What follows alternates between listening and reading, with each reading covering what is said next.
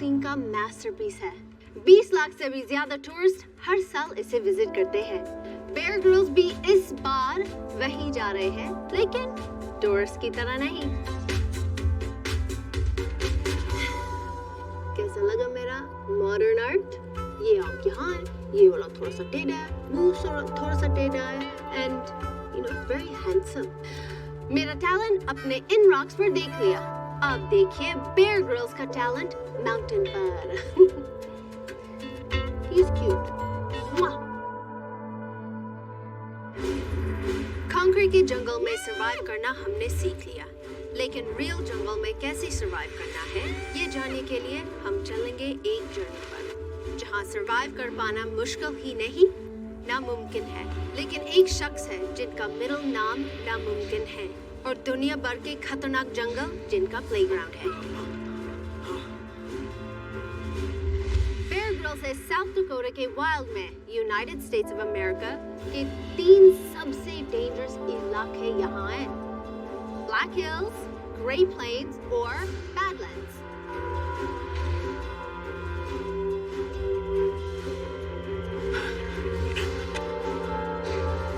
मैं इससे खतरनाक पहाड़ पर आज से पहले कभी नहीं उतरा। यहाँ वेदर, वाइल्ड एनिमल्स और जंगल तीनों जानलेवा है। मुझे यहाँ से जल्द ही निकलना होगा। ये जंगली भैंसें मुझ पर भी हमला कर सकती हैं।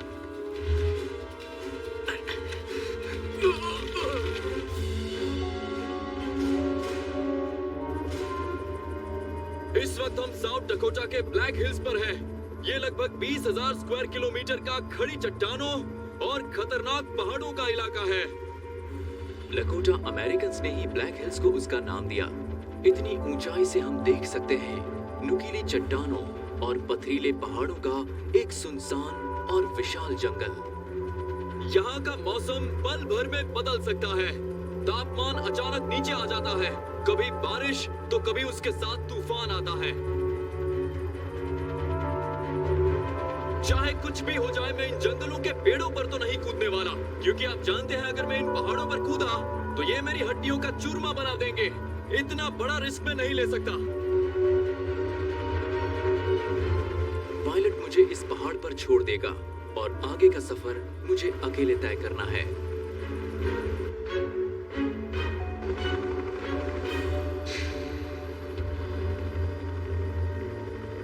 जिंदा रहा तो फिर मिलेंगे।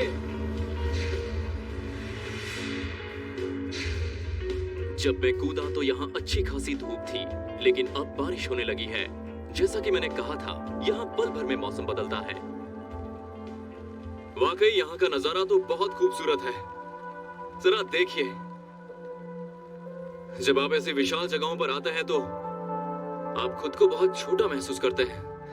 मौसम खराब हो रहा है, लगता है सारे बादल मेरे पीछे आ गए हैं। लेकिन वहां देखिए, वहां आसमान साफ दिख रहा है।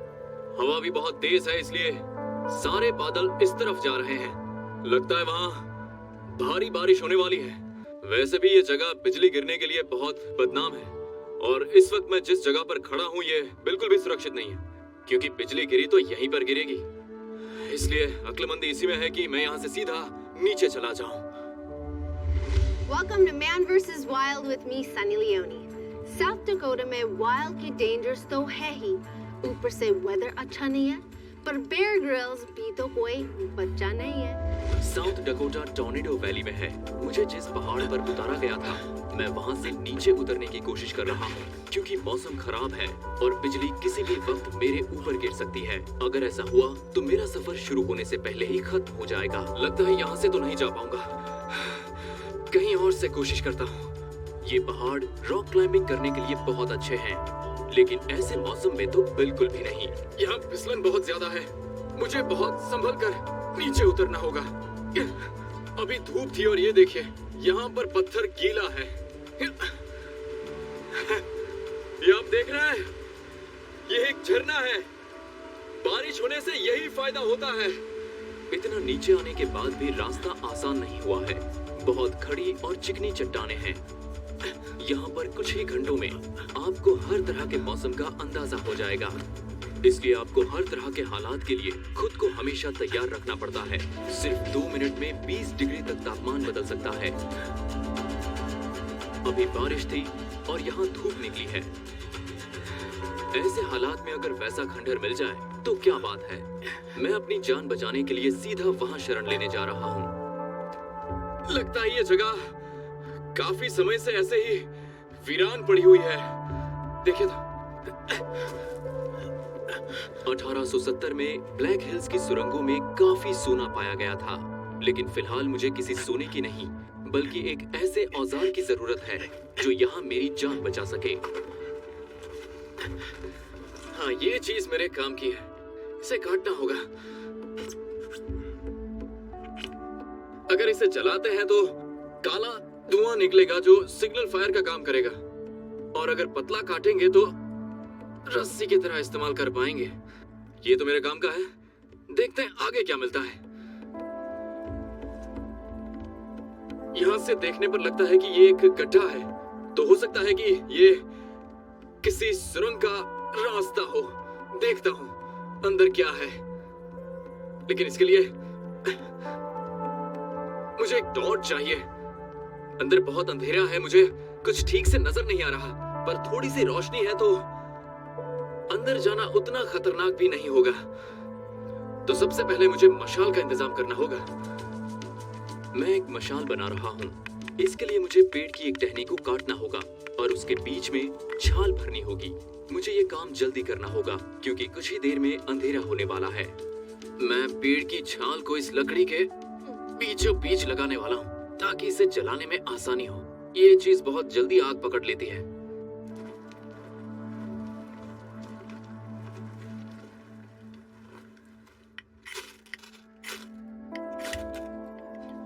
ओके, अब मुझे जल्दी काम करना होगा। मुझे वो कैमरा देना। Abracadabra, 1 2 3 जादू हो जाए। Ta-da-da-da. Oh, nope, nothing.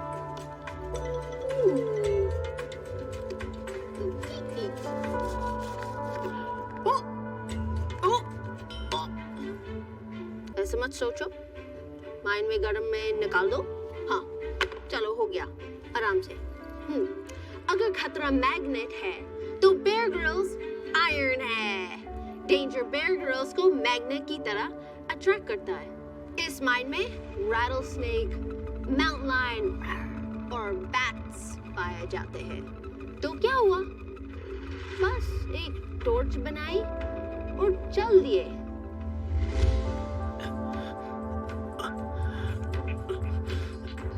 क्या कमाल की जगह है दोस्तों। ओके, इसे यहाँ रख देता हूँ और देखता हूँ कि कुछ काम की चीज मिलती है कि नहीं।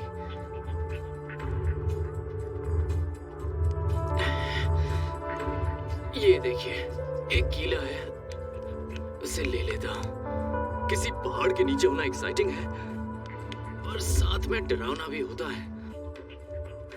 यहाँ पर किसी बगीचे की तरह आप टहल नहीं सकते। ये देखिए, एक और कीला मिला। मैं इनसे गड्ढा खोद सकता हूँ या लकड़ियों को काट सकता हूँ। ये मशाल अब बुझने वाली है, मुझे जल्दी वापस जाना होगा। ओह नहीं, आग बुझ गई। चलो कोई बात नहीं, वहां रोशनी दिखाई दे रही है। चलो उसी तरफ बढ़ता हूँ। जल्दी से बाहर निकल जाता हूँ।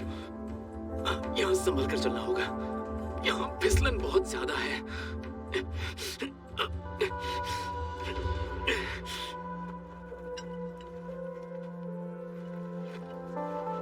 सुरंग में जाने का मेरा फैसला सही साबित हुआ, पर अब मुझे ब्लैक हिल से नीचे उतरना होगा और ये काम आसान नहीं होने वाला।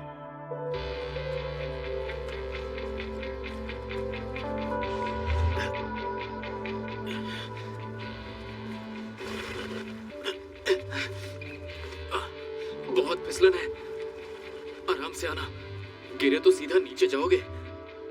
पहले तो मैं अपना बैग उतार लेता हूँ क्योंकि इसमें बहुत सारी चीजें हैं जो मेरे बहुत काम की हैं।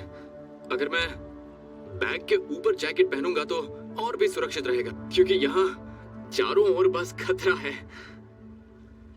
जैकेट पहन लेता हूँ ताकि टहनियां मुझे ना चुभे। चलिए नीचे चलते हैं। इस पेड़ की टहनियां बहुत मजबूत हैं। ये मेरा वजन झेल सकती हैं और इन्हीं की मदद से मैं नीचे उतरूंगा। मैं ऐसे लटका हूँ जैसे कोई बंदर लटका हो। मैं आपको बता दूं, इसमें बहुत कांटे हैं। ऊपर की टहनियां तो बहुत मजबूत थीं, लेकिन नीचे की टहनियां काफी कमजोर हैं और साथ ही पेड़ को पकड़ने में मुश्किल आ रही है। अरे ये क्या है? नीचे तो टहनियां अचानक गायब हो गई हैं।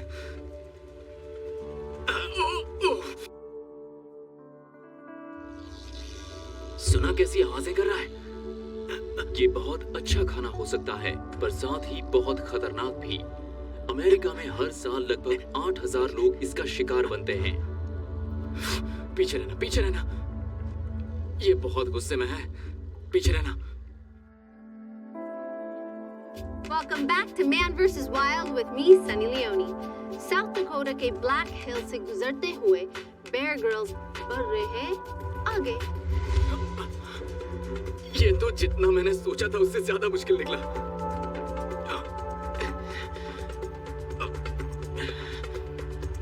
अभी भी मैं जमीन से काफी ऊपर हूँ। ऐसे में सब्र ही काम आता है। जब पेड़ की टहनियां खत्म हो जाए तो नीचे जाने का बस यही एक तरीका बचता है। ओके। यहाँ पर ठंडा मौसम होने के बावजूद आपके शरीर में पानी की कमी हो सकती है, इसलिए आपको हर 2 घंटे में 1 लीटर पानी तो पीना ही चाहिए, क्योंकि जल ही जीवन है। खुशकिस्मती से मुझे यहाँ साफ सुथरा पानी मिल तो गया है, लेकिन मैं इसे ऐसे तो नहीं पी सकता। इसलिए इसे गर्म करने के लिए मैंने इन लकड़ियों को यहाँ रखा है। इस तरह लकड़ी रखने से आग लगातार जलती है और आग तेज जलती है, जिससे आप जल्दी पानी गर्म कर सकते हैं।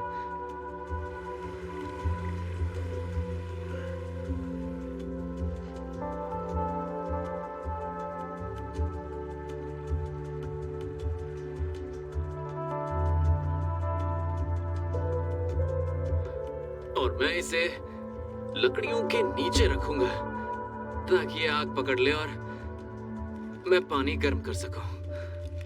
अब ये अपने आप जलेगी। इन पत्तियों को पानी में डालने से मुझे विटामिन सी मिल जाएगा। ये बहुत गर्म है तो मैं इसे घास से पकड़ कर ही पीऊंगा। बहुत प्यास लगी है।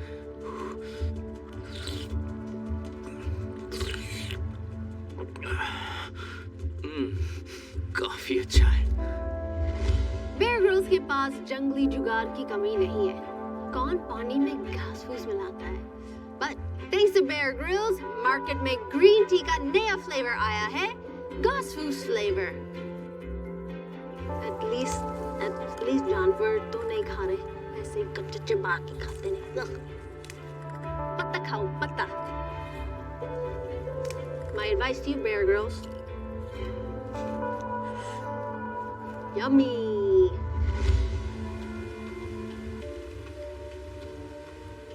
यहाँ आप देख सकते हैं कि पानी का बहाव बहुत तेज है और पानी साफ भी नहीं है, इसलिए पता नहीं चल पा रहा कि यह कितना गहरा है। अनजान जगहों पर ऐसे पानी में कूदना खतरनाक साबित हो सकता है, तो ये आपको तभी करना है जब आपके पास और कोई विकल्प ना हो। अगर ऐसे में आपको कूदना भी पड़े तो मैं कहूँगा आपको वहीं कूदना है जहाँ पानी सबसे ज्यादा गिर रहा है, वही सुरक्षित होगा। तो मैं भी वहीं कूदूंगा। बस मुझे इस बात का ध्यान रखना है कि जहाँ भंवर बन रहा है वहाँ नहीं कूदना है। तो मैं उस भंवर के थोड़े आगे कूदूंगा, वहाँ पर, ठीक उस तरफ।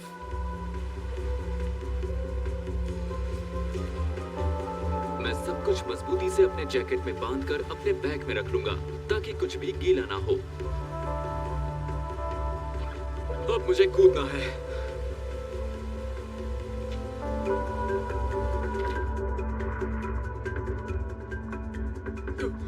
पानी इतना ज्यादा ठंडा है कि पूरा शरीर सुन्न पड़ गया है। मुझे जल्द ही पानी से बाहर निकलना होगा और अपने आप को गर्म करने के लिए जैकेट पहननी होगी।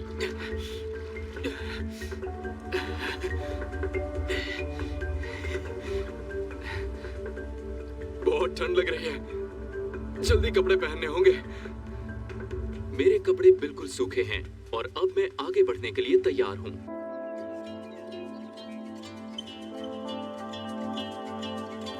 मैं ब्लैक हिल से लगभग बाहर आ चुका हूँ और रात गुजारने के लिए कैंप लगाने की जगह ढूंढ रहा हूँ। अभी तक मुझे कोई जगह तो नहीं मिली, लेकिन काम की कुछ चीजें जरूर मिल गई हैं। ये देखिए, ये कैट टेल्स हैं।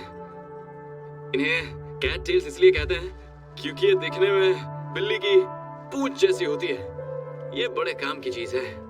ये जलाने के वक्त बहुत काम आती है। ये देखिए, ये रुई जैसी होती है और जल्दी से आग पकड़ लेती है। मैं इसे रख लेता हूँ। अगर रात में ठंड बढ़ गई तो आग जलाने के काम आएगा।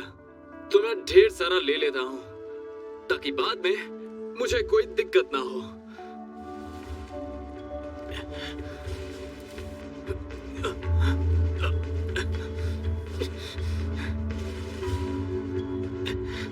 मुझे लगता है शेल्टर यही बनाना चाहिए।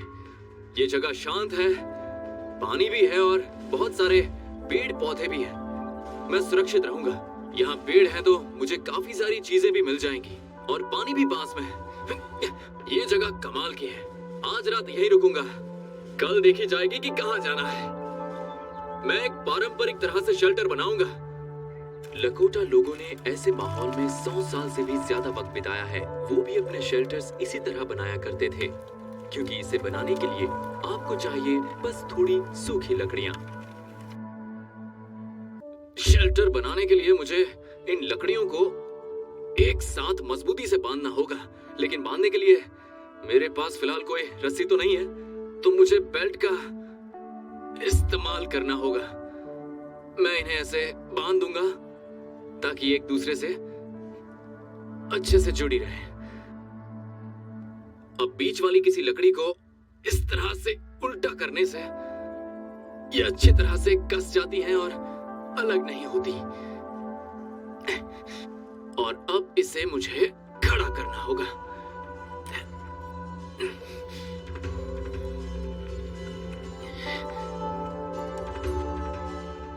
मुझे इस पर कुछ और लकड़ियां लगानी होंगी ताकि शेल्टर ढक जाए। ये मुझे धूप, ठंडी हवा और हल्की फुल्की बारिश से तो बचा लेगा, लेकिन अगर तूफान आया तो ये मुझे नहीं बचा पाएगा। मैं इसे और अच्छा बना सकता हूँ, लेकिन अंधेरा होने से पहले मुझे खाना भी ढूंढना है।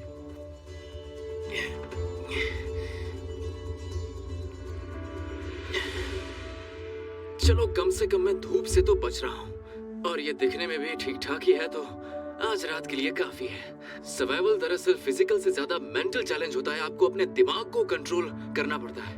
और शेल्टर बनने के बाद मुझे थोड़ा सुकून और राहत महसूस हो रही है। थोड़ा पानी पी लेता हूँ। बेयर ग्रिल्स बिल्कुल पानी की तरह है। जहाँ जगह मिली पहुँच जाते हैं। सबको पानी जैसा होना चाहिए, बस पानी जैसे फैलना नहीं चाहिए। सनी की फिलॉसफी। ये देखिए, ये बारहसिंगे का सींग लग रहा है क्योंकि उनके सींग इस तरह अंदर की ओर मुड़े हुए होते हैं। मैं इसे अपने पास रख लेता हूँ। इससे मैं एक गुलेल बना सकता हूँ और ये शिकार करने में काफी काम आएगा। फिलहाल तो मुझे रबर की जरूरत है। मेरे बैग में जो रबर लगी हुई है उसे मैं गांठ बांधने के लिए इस्तेमाल करूंगा। गुलेल मेरी शिकार करने में बहुत मदद कर सकती है। अगर मैं इसे सही तरीके से चला पाया तो ये 20 मीटर की दूरी से भी निशाना लगा सकती है। ये लगभग तैयार है। बस इसमें एक टायर का पुराना टुकड़ा लगाना होगा जो मैंने उस खंडर से उठाया था। और ये देखिए, ये शिकार करने के लिए बिल्कुल तैयार है। मैं खुद की बनाई हुई गुलेल से शिकार करने निकला हूँ। यहाँ पर मुझे खरगोश या उसके जैसे और जानवर मिल सकते हैं।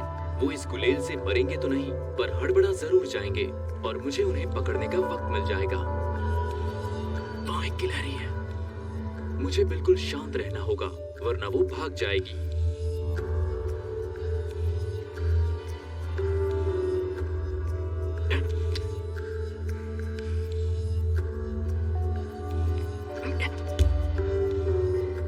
जरा सा चूक गया। एक कदम और आगे बढ़ाता तो मेरी जान जा सकती थी। हाँ? क्या? सांप है? कहां पर?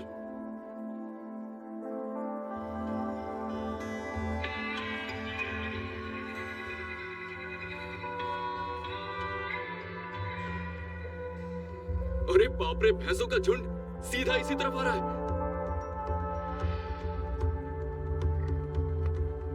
जल्दी भागना पड़ेगा। ये बहुत तेज भागते हैं, 45 किलोमीटर प्रति घंटे की रफ्तार से, और ये बहुत भारी भी होते हैं, इसलिए इनसे दूर रहना ही अच्छा है। Welcome back to Man vs. Wild with me, Sunny Leone. South Dakota के वाइल्ड में ब्लैक हिल्स को फेस करने के बाद बेयर ग्रिल्स निकल रहे हैं ग्रेट प्लेन से। एक कदम और आगे बढ़ाता तो मेरी जान जा सकती थी। ओके, ये एक रैटल स्नेक है और काफी बड़ा है। सुना कैसी आवाजें कर रहा है? ये बहुत अच्छा खाना हो सकता है, पर साथ ही बहुत खतरनाक भी। अमेरिका में हर साल लगभग 8000 लोग इसका शिकार बनते हैं। पीछे रहना, पीछे रहना। ये बहुत गुस्से में है, पीछे रहना।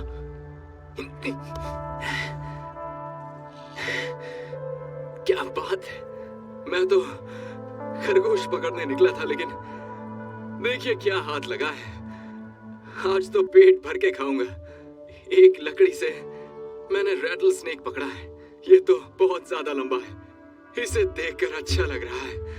अर्ज किया है, शिकार करने में काम आया डंडा। Thank you. शिकार करने में काम आया डंडा, बेयर ग्रिल्स नहीं है कोई मामूली बंदा। #StarSunny। ये तो मुझे करना है, लेकिन I believe in peace, love, not war. किसी को हर्ट नहीं करना चाहती हूँ, सिर्फ फूल के साथ करती हूँ। देखो कहाँ जाता है। फर्स्ट ये बैकवर्ड्स था। Alright, ready? आया।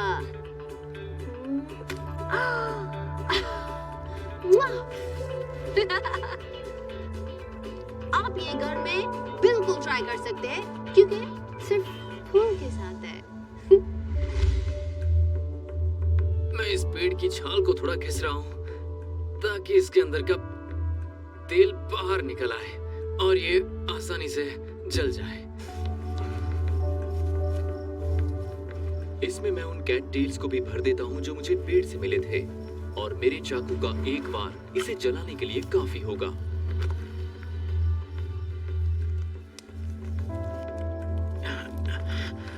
आपने देखा ना ये कैसे काम करता है? सारी हवा एक तरफ से उधर जा रही है ताकि आग जलती रहे, और उसके बाद मैं थोड़ी सी सूखी लकड़ियां डालूंगा ताकि ये आग तेज हो जाए और मैं ठीक से खाना पका सकूं।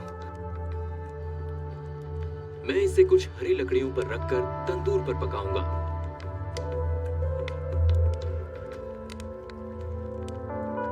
मैं इसे आग के ऊपर रखूंगा।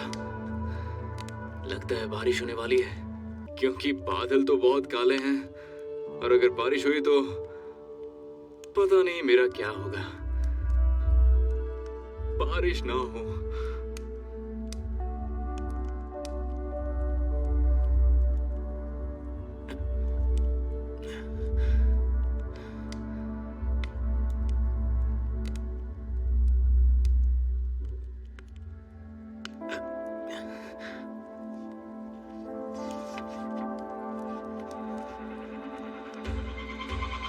तो बिजली कड़कने लगी है और मुझे अपने शेल्टर को ठीक करना होगा। 10 मिनट में बहुत तेज बारिश शुरू हो जाएगी। ऐसे में अगर भीग गया तो बहुत बुरी तरह से बीमार पड़ सकता हूँ।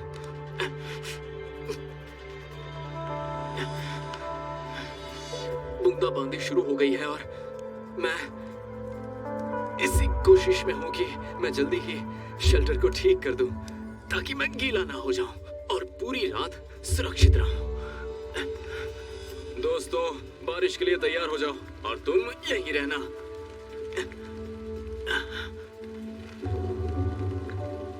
जब इस तरह की आवाज सुने तो समझ जाइए कि आप खतरे में हैं।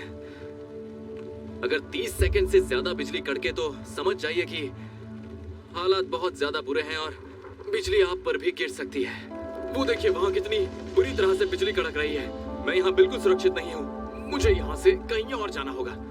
मैं पहाड़ों पर नहीं रह सकता, ना ही गुफाओं में रह सकता हूँ, पेड़ के करीब तो बिल्कुल नहीं। तो मुझे ऐसे खुले में ही बैठना होगा, और वो भी इस तरह से कि आप अपने शरीर को पूरी तरह से सिकोड़ कर ऐसे बैठ जाएं।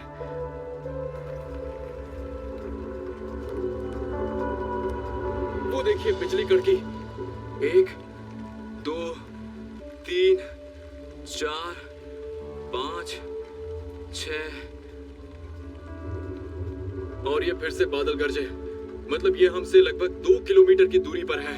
इसका मतलब हम बिल्कुल भी सुरक्षित नहीं हैं। दूरी थोड़ी बड़ी है, पर फिर भी आप सुरक्षित नहीं हैं। लगभग 16 किलोमीटर दूर से भी बिजली कड़कने पर वो आप पर गिर सकती है। मैं यहाँ सिर्फ बैठकर तूफान के जाने का इंतजार ही कर सकता हूँ।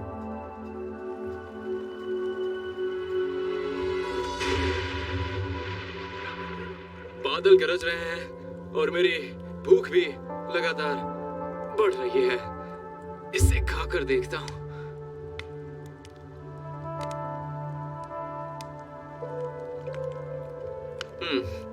इसे खाकर मुझे बहुत अच्छा लग रहा है। सोने से पहले मैं अपनी जैकेट के अंदर थोड़ी सी कैट टेल्स भर देता हूँ, ताकि ये पूरी रात मुझे गर्म रखने में काम आए और मैं ठंड से बच सकूंगा और सुबह तक मैं जिंदा रहूंगा।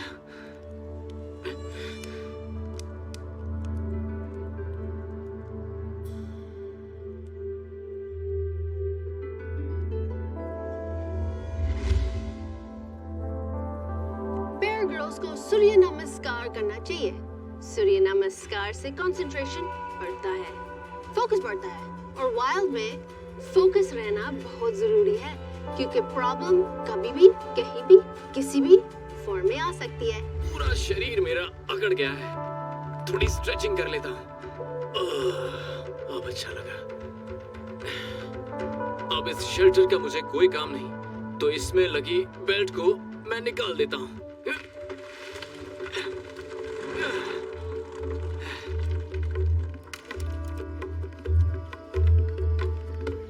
खुले मैदान की तरफ आगे बढ़ने से पहले मुझे कुछ खाने के लिए चाहिए। मुझे यहाँ कुछ बेरीज मिली हैं, जो कड़वी हैं, लेकिन विटामिन सी से भरपूर हैं। और ये देख रहे हैं आप, ये एक पौधा है, इसे खा सकते हैं। पुराने जमाने के लोग इसे अपने खाने में इस्तेमाल किया करते थे। देखिए इसकी पत्तियां कैसे नीचे झुकी हुई हैं, खुद भी एक फूल जैसी लग रही है। मुझे तो इसकी जड़ चाहिए, और ये मुझे मिल गई। और ये जो आप सफेद चीज देख रहे हैं, ये आप खा सकते हैं। मैं एक दो अपने साथ ले जाता हूं।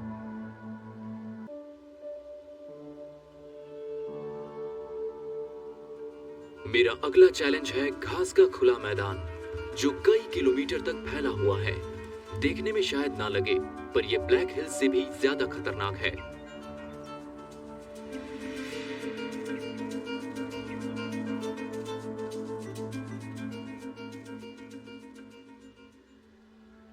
अरे बाप रे, वो भैंसों का झुंड इसी तरफ आ रहा है।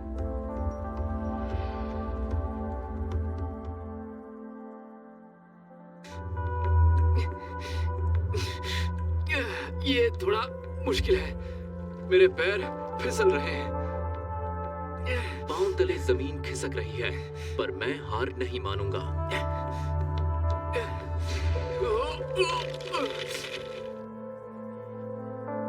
Welcome back to Man vs. Wild with me, Sunny Leone. Bear Grylls है साउथ डकोटा के जंगल में और बढ़ रहे हैं सिविलाइजेशन की तरफ। अरे बाप रे, वो भैंसों का झुंड इसी तरफ आ रहा है।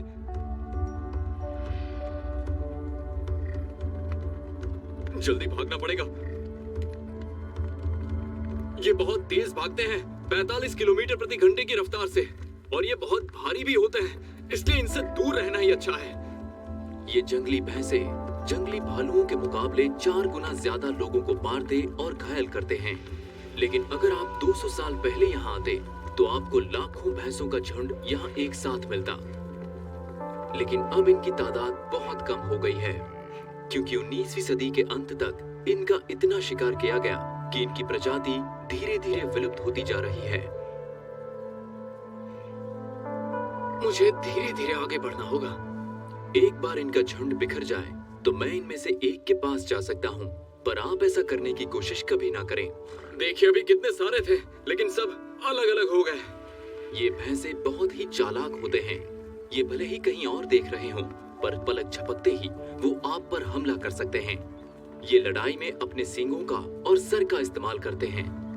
अब मैं इनके और करीब नहीं जाऊंगा। एक बार ये चले जाए, उसके बाद ही आगे बढ़ूंगा। लेकिन इन दूर तक फैले मैदानों में सिर्फ जंगली जानवरों का खतरा नहीं है, बल्कि यहाँ आपके शरीर में पानी की कमी भी हो सकती है, और ऐसे में पानी ढूंढना एक बहुत बड़ी चुनौती हो सकती है।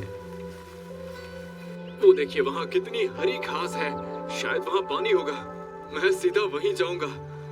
बाकी जगहों के मुकाबले सबसे ज्यादा हरी घास उसी जगह पर है, मतलब कि पानी उसके नीचे ही है। इंडिया में ऑन एन एवरेज 100 लीटर पानी per person per day use होता है। वाइल्ड में 1 लीटर भी मिल जाए तो सरवाइव करने के लिए काफी है। लेट्स सी साउथ डकोटा के ग्रेट प्लेन्स में बेयर ग्रिल्स को कितनी जल्दी पानी मिलता है। इस कीचड़ को बाहर निकालता हूँ, क्योंकि इसके नीचे पानी जरूर होगा, क्योंकि ये बहुत गीला है। एक बार ये निकल जाए तो इसके नीचे मुझे साफ पीने का पानी जरूर मिल जाएगा। ये देखिए, उम्मीद की किरण नजर आ रही है। मुझे बैग से मग निकालना पड़ेगा ताकि मैं इस गंदे पानी को निकाल सकूं। ये तो नहीं पी सकता। देखिए, दूसरा पानी आ गया। ये तो शायद पी सकता हूँ। कोशिश करके देखता हूँ। इसे ऊपर से ही भरूंगा।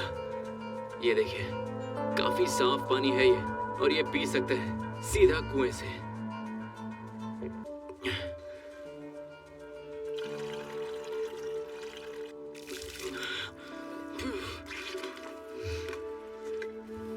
अब मैं उस तरफ बढ़ रहा हूं जहां साउथ डकोटा खत्म होता है और बैडलैंड्स शुरू होता है। अरे बाप रे, जरा इस डरावनी जगह को तो देखिए, कितनी बंजर है ये। मैं आ गया हूं बैडलैंड्स में। अगर मुझे इसे एक शब्द में बयां करना हो तो मैं इसे नर्क ही कहूंगा, क्योंकि यहाँ पानी नहीं, खाना नहीं। भला यहाँ कौन रहना चाहेगा? बस मुझे उस पार एक सड़क नजर आ रही है और मुझे वहीं पहुंचना है, और ये काम आसान नहीं होने वाला। सच कहूं तो वहां तक कैसे पहुंचूंगा, ये तो मुझे भी नहीं पता। फिल्म्स के विलन अक्सर टकले क्यों होते? शक्ल तो याद होगा, कंचाचिनो को कौन भूल सकता है? वाइल्ड के असली विलन से बेयर ग्रिल्स का अब सामना हुआ है। बैडलैंड्स नाम ही विलनस है, जैसे सारी ग्रीनरी साफ कर दी गई हो। लेकिन बेयर ग्रिल्स भी किसी हीरो से कम नहीं है। He's my hero, he's gonna be your hero, सबका हीरो, बेयर ग्रिल्स।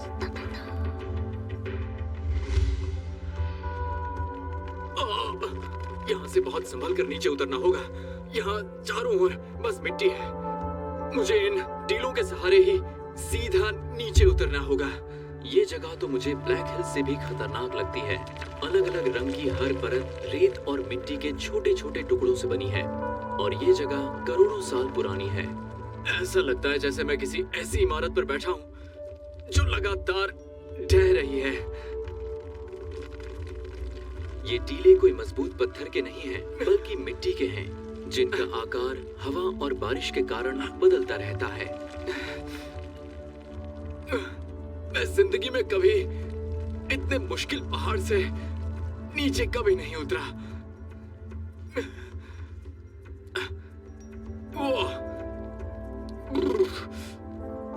यहाँ से नीचे उतरना तो और भी खतरनाक है। मुझे कुछ और सोचना होगा। क्या करूं, कहां से जाऊं?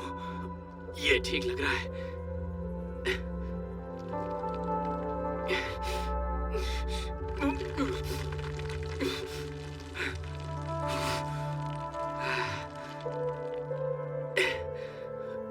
मैंने सोचा यहां से नीचे जाऊंगा, पर सच कहूं तो ये और भी खतरनाक लग रहा है। क्या करूं?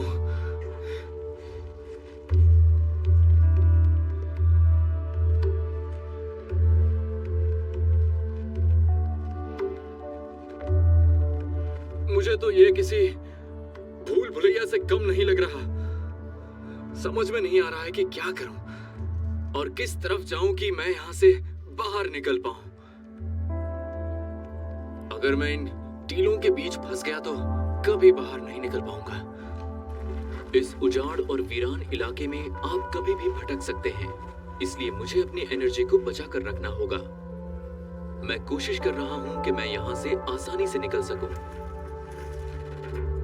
बैडलैंड्स के नीचे का इलाका बहुत ठंडा रहता है क्योंकि वहां हवा और सूरज की रोशनी बिल्कुल नहीं पहुंच पाती।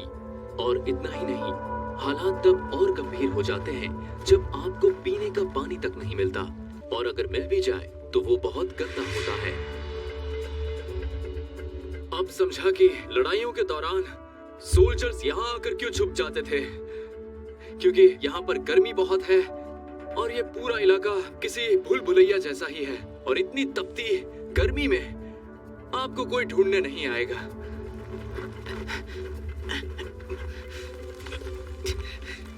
आगे नहीं जा सकते। ये आपकी सहन शक्ति और मनोबल की परीक्षा है। वक्त है कुछ खाने का। मैं इन जड़ों को खा लेता हूं जो मैंने अपने साथ ले ली थी। पुराने जमाने के लोग इसे सुखाकर अपने पास रखते थे और खाने के समय उसे उबालते थे और फिर से इसे खा लेते थे। पर ये तो ताजा है तो मैं इसे ऐसे ही खा सकता हूं। एनर्जी भी मिल जाएगी और स्वाद भी अच्छा है। खाना खाने के बाद एनर्जी मिल गई है। अब फिक्र इस बात की है कि अंधेरा होने से पहले यहाँ से बाहर कैसे निकलूं। आगे बढ़ने से मुझे खुला मैदान तो मिला है, पर फिर भी बाहर निकलने का रास्ता नहीं मिल पाया। मुझे बस हिम्मत और जज्बा कायम रखना है। अगर ऐसा हो पाया तो मैं बैडलैंड से बाहर निकल ही जाऊंगा। मैं इसे इस्तेमाल कर सकता हूँ। ये इतनी मजबूत है कि मैं इसे कुल्हाड़ी बना पाऊंगा। इसकी लकड़ी बहुत ही मजबूत होती है। ये एक ऐसा पौधा है जिसकी लकड़ी बहुत लंबी हो सकती है। इससे काम बन जाएगा। पकड़ो और ऐसे घूम दो और ऊपर चढ़ जाओ। मुझे ऐसी एक और चाहिए, उसके बाद मैं ऊपर चढ़ पाऊंगा।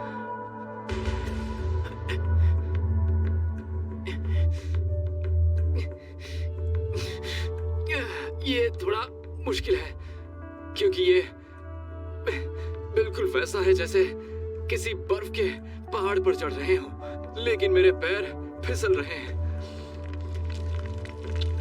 ऐसी जगहों पर आपको बहुत संभल कर ऊपर चढ़ना होता है, क्योंकि ऐसे में अगर आप फिसल गए तो आपकी हड्डी पसली एक हो जाएगी, जो आप नहीं चाहेंगे। इस रेतीले टीले पर चढ़ना बहुत मुश्किल हो रहा है। मैं आधा रास्ता तो पार कर चुका हूँ, लेकिन अब भी मुझे बहुत दूर तक जाना है। पांव तले जमीन खिसक रही है, पर मैं हार नहीं मानूंगा।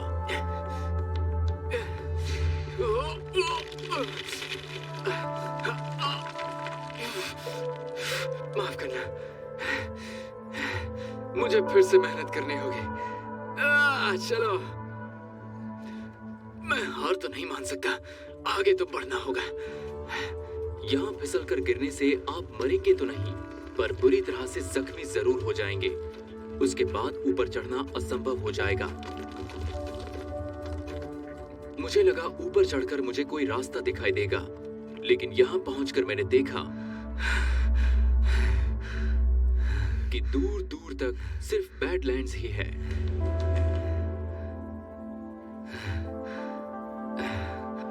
मेरी सारी मेहनत बेकार हो गई।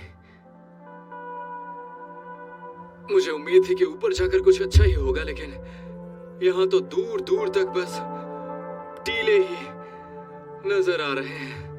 अब यहाँ से कहाँ जाऊंगा ये तो मैं भी नहीं जानता। तसल्ली सिर्फ इस बात की है कि नीचे उतरना ऊपर चढ़ने से ज्यादा आसान है।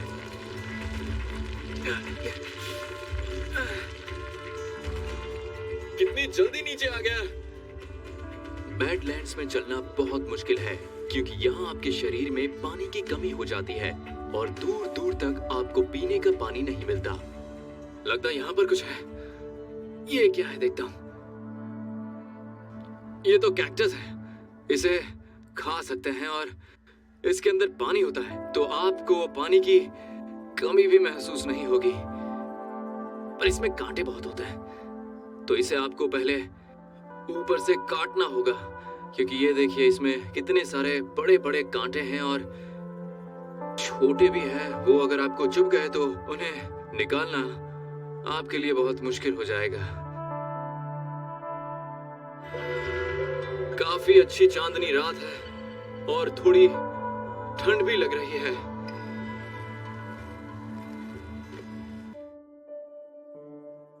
Welcome back to Man vs. Wild with me, Sunny Leone.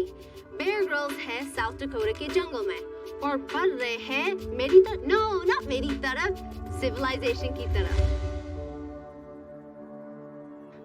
तो इसे आपको पहले ऊपर से काटना होगा, क्योंकि ये देखिए इसमें कितने सारे बड़े बड़े कांटे हैं और छोटे भी हैं। वो अगर आपको चुभ गए तो उन्हें निकालना आपके लिए बहुत मुश्किल हो जाएगा।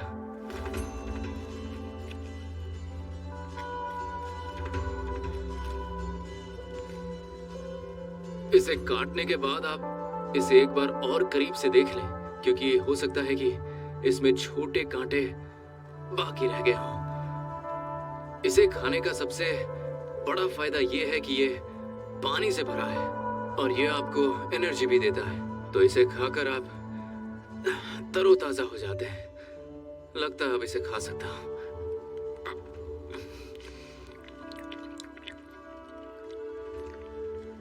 और खाने में ये गर्म ककड़ी जैसा लगता है।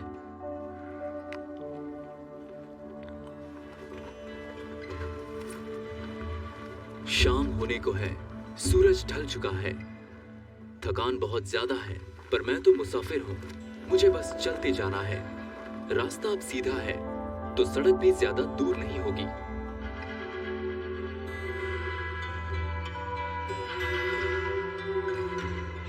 कितनी अच्छी चांदनी रात है और अब चढ़ाई ज्यादा नहीं है, तो सड़क भी जरूर यहीं आसपास होगी।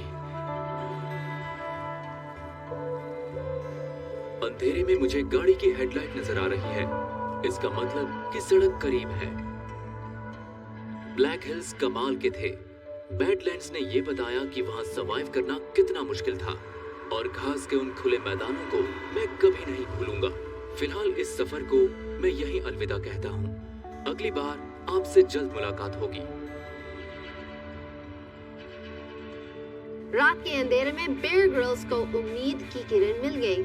साउथ डकोटा में बेयर ग्रिल्स ने फेस किया ब्लैक हिल्स जो ब्लैक नहीं है, प्लेन्स जो इतने प्लेन नहीं है और बैडलैंड्स जो कुछ ज्यादा ही बैड है।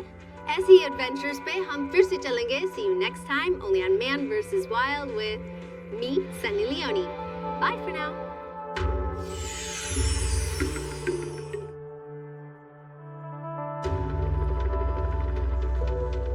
Bear Grylls जा रहे हैं नॉर्वे, जहाँ की ब्यूटी में छुपा है नेचर का एक्सट्रीम। मुझे अपने हाथ महसूस नहीं हो रहे। जहाँ सरवाइव करना ब्लेड की एज पे चलने जैसा है।